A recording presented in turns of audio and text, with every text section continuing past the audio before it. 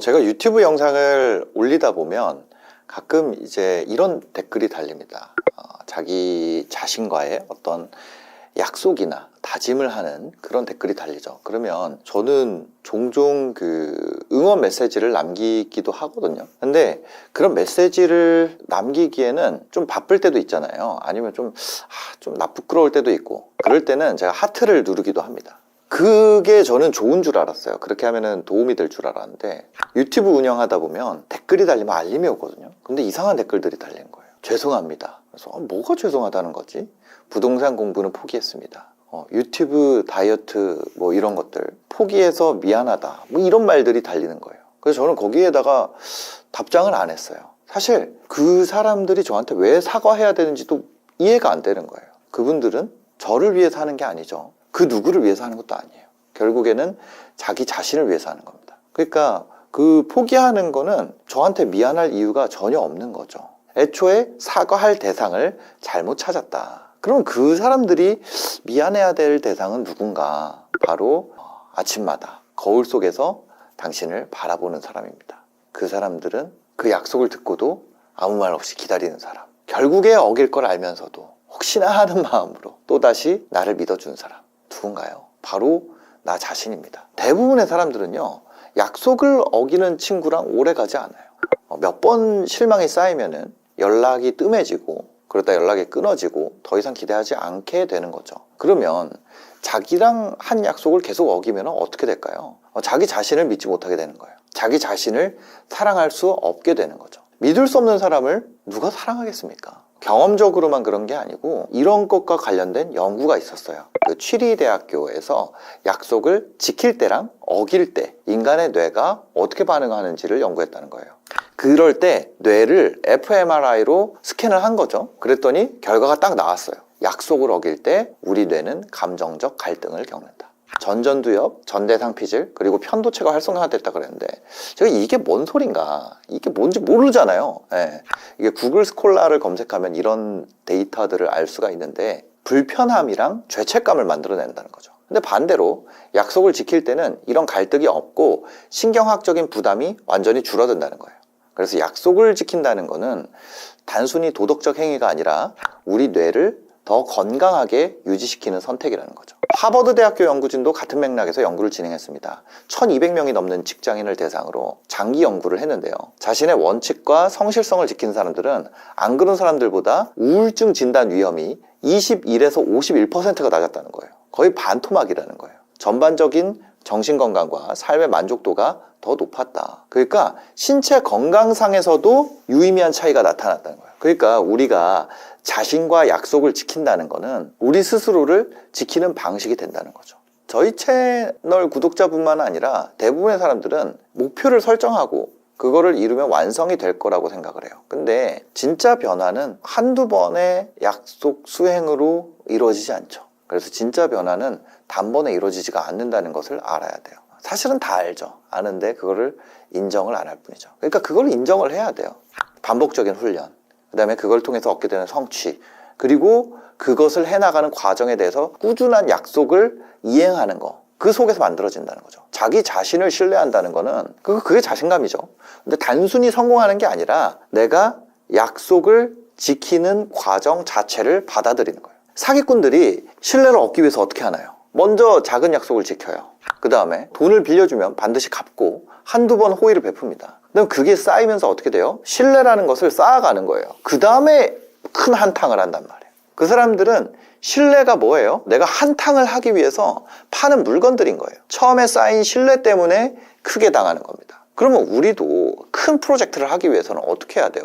우리 자신한테 신뢰를 쌓아야 된다는 거예요. 작은 약속 지키면서. 근데 하면 안 되는 거는 우리 스스로에게 사기꾼이 되면 안 되겠죠. 근데 이런 명백한 사실들을 말로 해야 아는 건 아니에요. 우리가 다 알고 있죠. 그런데도 자신을 속입니다. 처음부터 끝까지. 내일부터 할 거야. 이번에 마지막이야. 이제 진짜 변할 거야. 이거 다 거짓말 되는 거죠. 사실 밖에서 봤을 때는 아무 일도 안 일어나 있는데 나만 우울해져 있는 거예요. 왜? 인간은 그렇게 만들어져 있으니까. 그러다 보면 어떻게 돼요? 자기를 속이는 거에 익숙해집니다. 익숙해지면 어떻게 돼요? 자연스러워져요. 그럼 결국에는 우리가 자기 자신을 신뢰하지 못하는 사람이 되어간다는 거죠. 자신감이 낮아지고 우울한 사람이 된다는 거죠. 이 아이디어는 사실 조지 레너드가 쓴 마스터리라는 책에서 왔는데요. 조지 레너드는 이렇게 말합니다. 성공하는 사람들은 작은 성취를 쌓아가고 그것을 습관으로 만든다. 그러니까 우리가 스스로한테 약속을 해야 된다는 거예요. 하지만 뭐예요? 지킬 수 있는 약속부터 해야 된다는 거죠. 작은 것부터. 근데 그게 뭐랑 연결돼야 돼요? 내 목표 설정이랑 연결이 되어 있는 걸 해야 됩니다. 내 목표랑. 성과가 아니라 약속을 만들어야 돼요. 성과는 지킬 수가 없어요. 예를 들면 이런 거예요. 나는 쇼핑몰로 10만 원 매출을 만들 거야. 근데 내가 그 부분에 대해서 학습이 되지 않으면 쇼핑몰로 매출을 만드는 데까지 계속 실패한단 말이에요. 근데 실패를 약속을 어기는 것으로 만들기 때문에 다시 불안이랑 불신, 자신감 없는 상태, 이걸로 간단 말이에요. 그게 아니라 뭐냐면 100% 달성할 수 있는 약속의 형태로 바꿔야 돼요.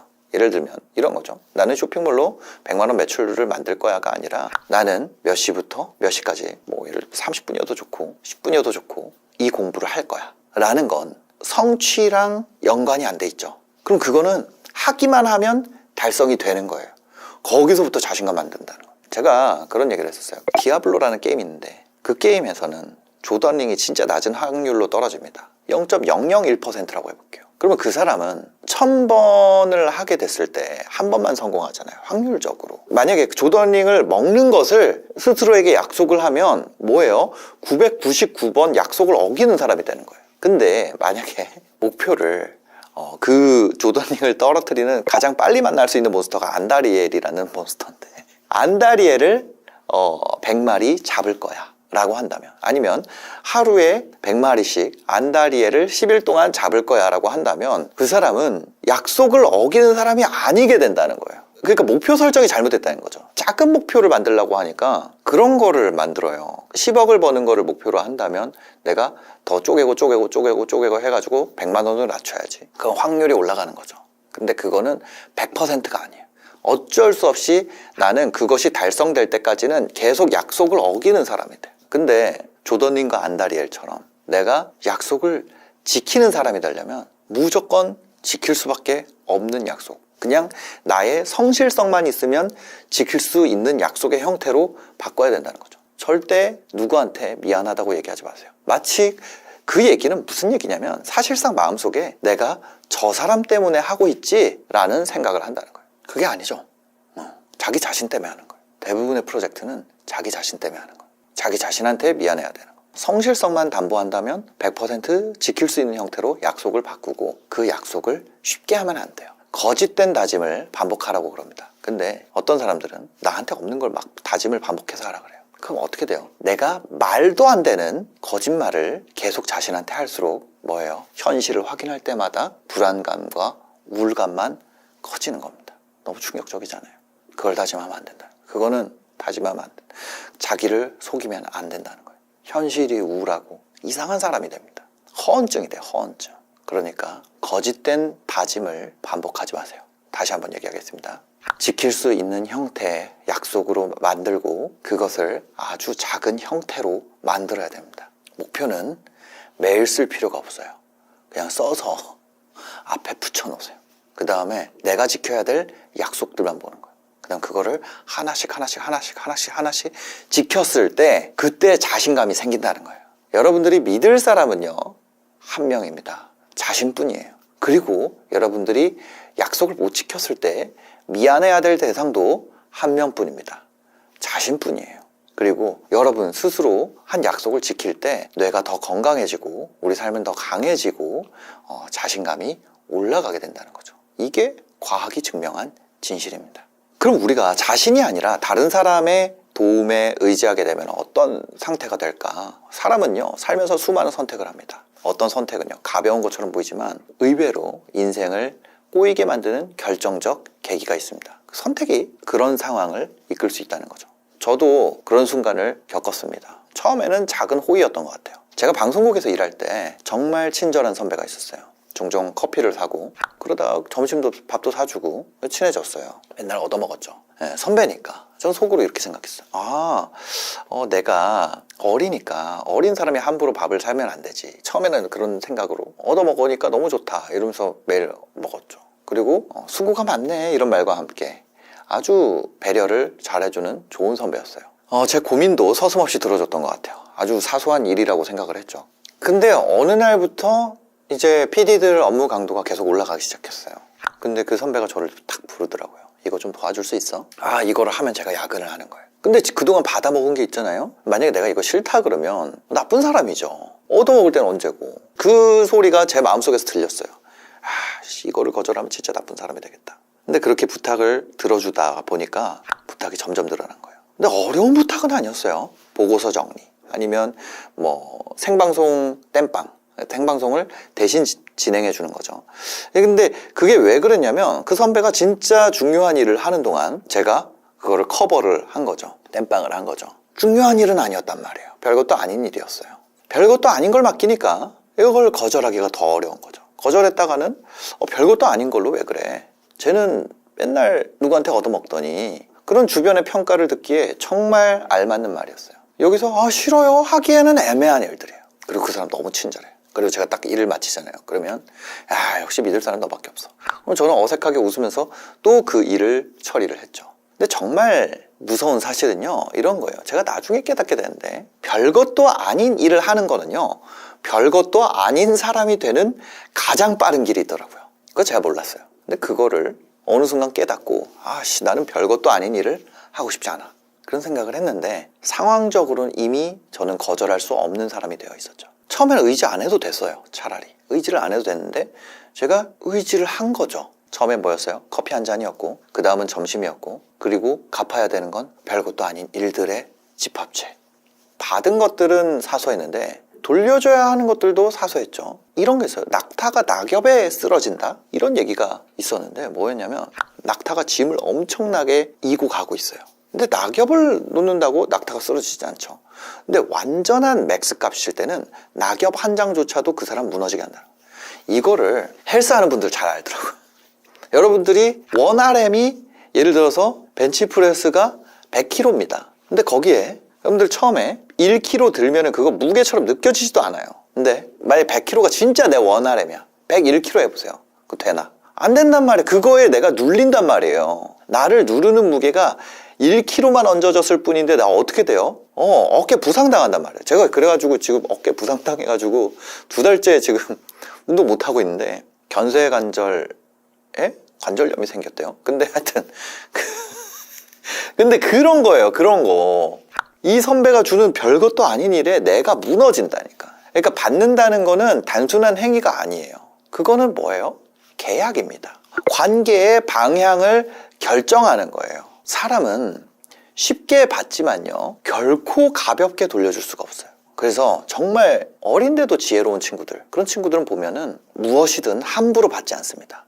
그게 어떤 배려든 돈이든 기회든 상대가 주겠다는 거에 손쉽게 응하지 않아요. 왜 주는지 모르면 받으면 안 됩니다. 무언가를 받는 순간 보이지 않는 계약관계가 성립하기 때문에. 이게 그냥 뇌피셜이 아니라 그 로버트 치알디니의 설득의 심리학, 이거 굉장히 유명한 책이죠. 사람을 움직일 수 있는 6가지 심리 기술이 있는데, 그 중에 가장 처음 소개되는 게 바로 상호성의 법칙입니다. 상호성 법칙에 따르면 사람은 받은 만큼 되갚아야 된다는 심리적인 압박을 느낀다는 거예요. 작은 호의로라도 받는 순간 그거를 되돌려줘야 된다는 의무감이 작동한다는 거예요. 근데 이게 단순한 인간 심리가 아니라 사회적 관계를 유지하는 강력한 원칙이 된다는 거죠. 다트머스 대학교에서도 2024년, 바로 작년이죠. 작년에 유사한 연구 결과가 나왔습니다. 누구한테 호의를 받으면요, 수혜자는 빚진 감정을 느끼게 되고 이것을 보답해야 된다는 압박을 받는다는 거죠. 그러니까 이 사람이 원래 이타적인 사람이야 라고 인식했을 경우와, 또 반대에 전략적 의도가 있을 거야, 이 2가지 케이스 모두 다 그렇다는 거예요. 이타적으로 인식하면요, 감사랑 의무감이 높아지게 되고, 전략적 의도가 있다고 생각하면 부채감이 커진다는 거죠. 그러니까 받는 순간부터 관계에서 뭐가 무너져요? 심리적인 균형이 무너진다는 거예요. 원래 일이었다면 내가 갚아줘야 된다라고 생각하는 사람은 10, 20까지도 올라간다는 거예요. 그러니까 내가 약할수록 더 그렇죠. 스스로에게 약속을 세우고 지켜서 자신을 키우는 게 아니라 내가 약할수록 어떻게 해요? 도움을 받게 돼요. 근데 자신이 강한 사람은 받아도 내가 일의 부탁을 거절하는데 일밖에 원래 에너지를 소모 안 하는데 그게 받는다 그래도 뭐 1.5나 2까지밖에 안 올라가요. 근데 약한 사람은 어떻게 돼요? 내가 1을 받게 되면 그 다음에 부탁을 받을 때 10, 20까지도 올라간다는 거예요. 인생이 진짜 피곤해지는 거예요. 역설적으로 내가 도움을 받아야 된다고 요구되는, 그러니까 그런 마음이 생기는 사람일수록 도움을 받으면 안 된다는 거예요. 세상에 공짜 있어요? 없잖아요. 누군가가 돈을 주거나 도움을 주겠다고 하면은 반드시 이유가 있습니다. 이유를 모른 채 덥석 받는 순간 그 사람이 원치 않아도요, 상대는 갑질을 하는 준비가, 환경이 세팅이 되는 거예요. 뭔가를 받은 사람은 이제 깨닫습니다. 아, 이걸 받은 것 자체가 계약이었구나. 하지만 받고 나면 늦게 되는 거죠. 내가 이 사람한테 진짜 아낌없이 주고 싶을 때 그때 받을 수 있는 거예요. 내가 충분히 이 사람이 원하는 만큼 내가 줄 수 있다, 그런 생각이 있을 때 받을 수 있는 거예요. 안 그러면 관계가 굉장히 복잡해집니다. 빚은 돈으로만 생기는 게 아니에요. 관계에서도, 일에서도, 그리고 자존심에서도 발생하는 거죠. 돈이라는 건요, 단순한 거래 수단이 아니에요. 돈을 준다는 건 무언가의 권리를 행사한다는 뜻이죠. 그럴 권리가 있다는 거죠. 누군가 이유 없이 돈을 준다면 그건 단순한 선의가 아니에요. 여러분들한테 뭔가 돈을 주는 사람이 있다면 나는 아무것도 안 줬는데, 그러면 그거를 다른 사람이 갖고 있을 수도 있어요. 아니면 그 자체만으로도, 내가 저 사람에게 뭔가를 줬어 라는 사실만으로도 그 사람이 뭔가를 이미 받고 있을 수도 있어요. 근데 만약에 내가 받는다고 하면 이 돈의 대가가 뭔지 분명하지 않다면, 이 사람이 이걸 왜 주는지를 내가 몰라요. 뭔가를 줄 때 왜 주는지를 몰라. 알면은 그 거래가 싼 거래인지 비싼 거래인지 알 수 있다. 이 사람이 나에게 해주는 것이 의도가 있건 의도가 없건 내가 나중에 갚는 것이 어느 정도인지, 그것에 각이 서지 않는다면, 그쵸? 내가 직장 생활을 오래 했었으면은, 아, 친한 사람한테 저런 것들을 PD가 부탁할 수 있구나, 이런 거를 알았을 거예요. 그죠? 근데 나는 몰랐어. 내가 그 점심을 먹는 거의 대가가 그 정도의 사이즈인지를 몰랐단 말이에요. 그럼 무슨 얘기예요? 내가 아무것도 모르는 상태로 덥석덥석 받는 거는 그 사람 마음속에 있는 게 뭔지를 모르니까 이게 비싼 거래인지 싼 거래인지 판단할 수 있어요? 없다는 거예요. 싸다고 생각한 거래가 결국 가장 비싼 대가를 치르게 하는 경우가 많다는 거죠. 이 정도는 받아도 되겠지, 그런 순간이 옵니다. 근데 나중에 준 사람이 뭔가 요구할 수가 있어요. 내가 그때 너한테 해줬잖아. 이 말 한마디가 모든 상황을 바꿉니다. 처음에는 단순한 부탁이었는데 점점 당연한 요구가 될 가능성도 있죠. 주도권은 누구한테 있어요? 준 사람한테 있어요? 받은 사람한테 있어요? 준 사람한테 있다. 받았다는 사실이 관계의 힘의 균형을 무너뜨립니다. 왜 주는지 모르는 사람, 이런 거래가 왜 발생하는지 모르는 사람은 이 흐름을 감지하지 못해요. 근데 주는 사람 정확히 알고 있죠. 내 영향력이 만들어지고 있다는 거예요. 아주 미미하게라도 영향력이 만들어지고 있다. 그리고 언젠가 가장 중요한 순간에 그 영향력을 행사할 수 있다는 거죠. 물론 사회적 네트워킹과, 그러니까 사회관계, 인간관계, 그리고 성장의 기회를 위해서는 때때로 받는 게 필요합니다. 뭐 승진 기회 같은 거, 아니면 어떤 계약의 제한, 이런 거 받는 게 유리할 수 있습니다. 근데 내가 줄 수 있는 게 명확하잖아요. 줄 수 있는 게, 이 사람이, 아니면 이 조직이 나를 왜 승진시킬까, 그걸 거절할 필요는 없어요. 내가 뭘 줘야 되는지 명확한 것은 거절할 필요가 없어요. 내가 부등호를 그려보면 되잖아요. 요즘에 승진을 거절하는 친구들도 있어요. 왜? 나는 회사에 그만큼 줄 생각이 없기 때문에. 너무 놀랍죠. 요즘에는 승진을 아예 하기 싫어하는 친구들이 있다니까요. 그러니까 모든 받는 것이 기회가 되는 건 아니에요. 이거랑 비슷한 맥락만 보자면 제가 최근에 이제 빈곤 지역에 대한 기부를 시작을 했는데, YLC라고 월드비전에서 하는 거예요. 근데 그걸 하면서 이게 어떤 의미가 있을까, 이런 거를 검색을 해봤어요. 빈곤 지역에서 지원하는 거 있잖아요. 그거를 대상으로 한 연구들이 있더라고요. 근데 금전적 지원, 금전 자체를 지원하는 것이 그 지역의 자율성을 감소시키고 심리적 의존성을 높일 가능성이 있다고 하는 거예요. 그런 연구가 있더라고요. 2018년 연구였는데. 그래서 그 월드비전에서 저희가 하는 거는 이런 경제적 자립, 독립을 위한 교육을 제공하고 뭐 이런 것들을 이제 하는 거를 해보자, 뭐 이렇게 된 거예요. 그런 거를 하는데 저 자체는 사실은 굉장히 그런 훌륭한 사람이 아닙니다. 근데 이제 배워보려고, 그러니까 그런 다른 사람을 돕는다는 게 어떤 가치가 있는지를 배워보고 싶은 거예요. 그래서 저는 이제 하고 있는데, 여튼 그런데 이제 그걸 하면서도 마음이 얼마나 완악하면 그거를 검색을 해본 거죠. 근데 거기서 이제 배운 거예요. 금전적 직접적 지원 자체를 받는 것은 자율성을 감소시키고 심리적 의존성을 높인다. 그리고 그게 떠났을 때 문제가 된다는 거죠. 중요한 거는 내가 받을 때는 자율적 선택이 허용되는가, 그게 되게 중요한 거예요. 내가 뭔가를 받을 때 이 사람이, 아니면 이 조직이, 아니면 이 사건이 나의 자율성을 제한할 수 있는 상대인가, 이거를 좀 더 고민할 필요가 있다는 거죠. 우리나라 문화는 그렇죠. 상호 의존, 관계 중심적, 이런 사고방식이 훨씬 더 중요합니다. 그렇기 때문에 그냥 받아야 되는 게 아니라 뭐예요? 보이지 않는 빛이 더욱 강하게 작용할 가능성이 더 높다는 거예요.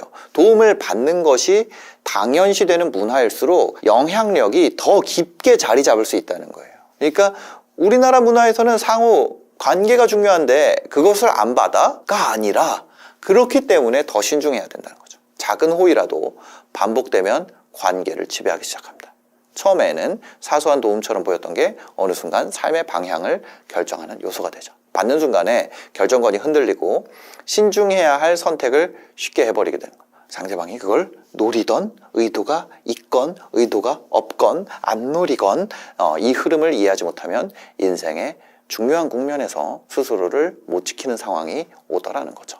좀 정리를 해보자면 받는 건 단순한 행위가 아니에요. 그건 계약이고 관계에 새로운 정의가 딱 세팅이 되는 거예요. 만약에 내가 이 사람 왜 주는지 몰라, 대가의 크기를 몰라, 내가 줄 것이 얼만큼의 사이즈인지 몰라, 그러면 받으면 안 된다는 거죠. 대가를 모르면 계약을 하면 안 되잖아요. 받는 건 계약이라 그랬잖아요. 그건 인생이 꼬입니다. 지혜로운 사람들은요 안 받더라고요. 이런 얘기 많이 듣잖아요. 그 기브 앤 테이크라는 책에서 기버가 성공한다. 기버가 성공해요. 기버가 나를 깎지 않고 줄 수 있는 거는 주는 게 낫다는 거예요. 나를 깎지 않고 줄 수 있는 거, 필요하다면 오히려 자신이 먼저 줍니다. 그래야 관계 주도권을 유지할 수가 있어요. 쉽게 받는 사람과 쉽게 사양하는 사람, 인생 방향이 여기서 차이가 난다는 거예요. 그럼 그런 관계들을 어떻게 할 거야? 받는 게 아니라 오히려 주는 게 낫다는 거예요. 먼저 주는 것은 내가 주는 양을 정할 수 있어요. 얼만큼 받을지는 미지수야. 그죠? 얼만큼 받을지가 미지수란 말이에요. 주는 건 뭐예요? 확정이에요. 반대로 받는 건 확정이에요. 내가 얼만큼 줘야 되는지 미지수예요. 무엇을 미지수로 두는가예요. 무엇을 미지수로 두는가. 너무 중요한 겁니다. 오늘 두 가지 여러분들이 가져가셨으면 좋겠어요. 첫 번째 뭐예요? 약속을 지키는 거. 자신과의 약속. 두 번째 주는 거. 단순한 얘기죠. 단순한 얘기지만 그만큼 중요하다는 거예요. 무엇을 미지수로 둘 것인가. 오늘 영상 봐주셔서 감사하고요. 여러분들 행복한 하루 되시기 바랍니다. 고맙습니다.